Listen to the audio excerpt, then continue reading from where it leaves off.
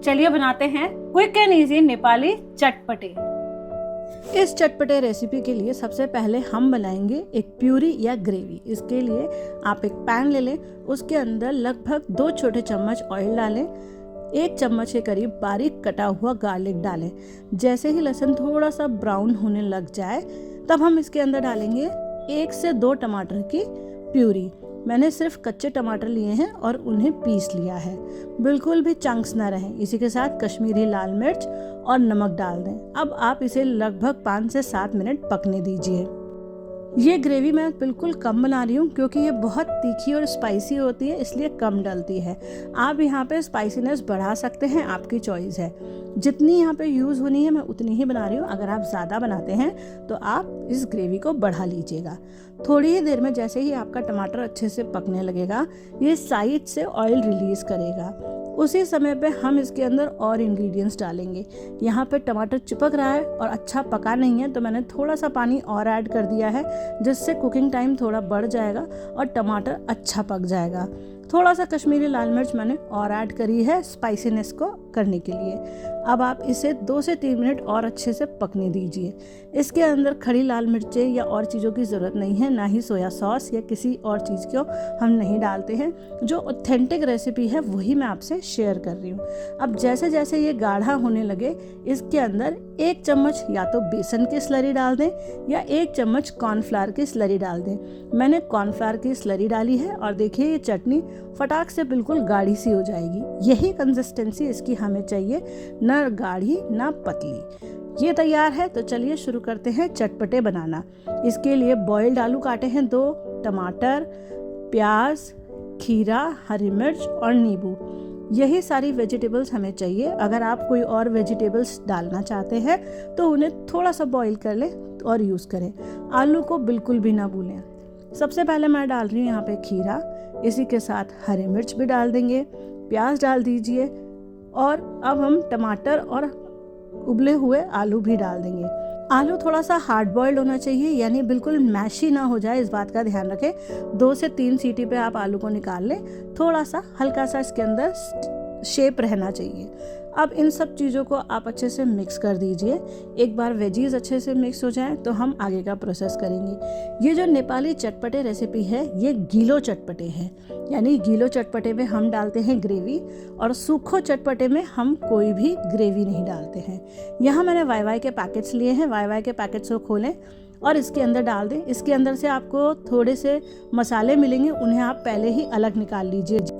Y एक तरह का फ्राइड नूडल्स होते हैं और इसे कच्चा ही खाया जाता है, यानी फ्राइड है तो इसे इसी तरह से चाट में डाल के खाया जाता है। इसके साथ मसाला, ऑयल और कुछ पेस्ट आता है, उसे आपको डालना है। ये देखिए ऑयल भी है, मसाला भी है, इसे हम डाल देंगे।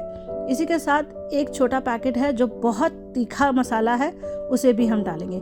इसके ऑयल, मसाले सब कुछ ऐड कर दीजिए। ये बहुत स्पाइसी मसाला है, इसका मैं एक ही पैकेट यूज़ कर रही हूँ क्योंकि इससे ज़्यादा स्पाइसी हो जाएगा।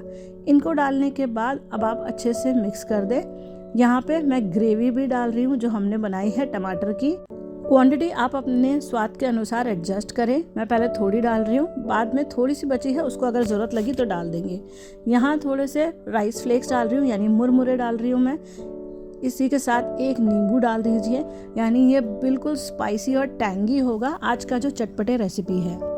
यहाँ पे मैं आधा लेमन जूस डाल रही हूँ। लेमन जूस डालने के बाद आप इसे धीरे धीरे मिक्स करें। धीरे धीरे मिक्स करने से ग्रेवी पूरी तरह से कोट हो जाएगी सारी ही वेजिटेबल्स पे और हमारे वाई नूडल्स पे। धीरे धीरे आप इसे तब तक मिक्स करते रहें तब तक ग्रेवी दिखना बंद ना हो जाए और सभी पे एक अच्छी कोटिंग ना आ जाए। ये जो नूडल्स हैं ये बहुत देर तक क्रंची रहते हैं, तो इस बात की बिल्कुल फिक्र ना करें कि ये सॉगी हो जाएंगे। आप इन्हें बिल्कुल अच्छे से मिक्स करें। इसके बाद आप यहाँ पे कुछ बेसिक मसाले डालें, जैसे सॉल्ट, थोड़ा सा मैं यहाँ पे डाल रही हूँ रोस्टेड जीरा पाउडर, इसी के साथ कश्मीरी लाल मिर्च पाउडर डाल दें और यहाँ पे मैंने थोड़ा सा मैगी मसाला डाला है।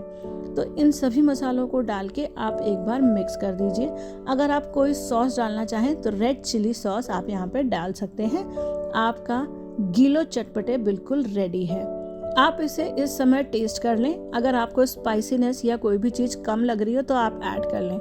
मुझे थोड़ा सॉस की ज़रूरत लग रही है तो मैंने जितना सॉस बनाया है मैं पूरा इसके अंदर ऐड कर रही हूँ, और जो भी पैन में है उसे भी यूज़ कर रही हूँ, क्योंकि मैंने उसे बहुत ज़्यादा स्पाइसी नहीं बनाया, बच्चों के खाने लायक बनाया है। अगर आप बड़ों के लिए बना रहे हैं तो इसकी स्पाइसीनेस आप डबल कर सकते हैं, मज़ा आ जाएगा खाने में। अब सब कुछ अच्छे से मिक्स कर लीजिए, और ये जो सॉस है इसी से ही इसका मेन टेस्ट आता है, यानी जो मेन फ्लेवर है वो इसी सॉस का है। तो आप सॉस की कंसिस्टेंसी बिल्कुल परफेक्ट रखिएगा। अगर आपने पतला कर दिया तो ये जो वाई वाई है सो खाने में मज़ा नहीं आएगा। हमारा गीलो चटपटे बनके बिल्कुल रेडी है। इस चटपटे को बना के देखिएगा, खा के देखिएगा, मज़ा आ जाएगा। नेपाल अगर आप गए हैं तो हो सकता है आपने खाया हो, लेकिन नहीं गए हो तो कोई बात नहीं, नेपाल की एक रेसिपी तो आप ट्राई कर ही सकते हैं। ऐसे ही इंटरेस्टिंग और मज़ेदार रेसिपी के लिए रेसिपी रिक्रिएट को फॉलो करना बिल्कुल ना भूलिए। अगर आप भी kids recipe, husband lunch box और लंच डिनर रेसिपी सर्च करते हैं तो आप मेरे चैनल को सब्सक्राइब कर सकते हैं। मैं कोशिश करती हूँ वो रेसिपी शेयर करूँ जो सभी के लिए इजी हो, लेस इंग्रेडिएंट हो। Stay tune, stay connected. मिलती हूँ एक और नई रेसिपी के साथ। तब तक आप इस रेसिपी को ज़रूर ट्राई करिएगा और कमेंट्स में बताइएगा रेसिपी कैसी लगी। Bye bye.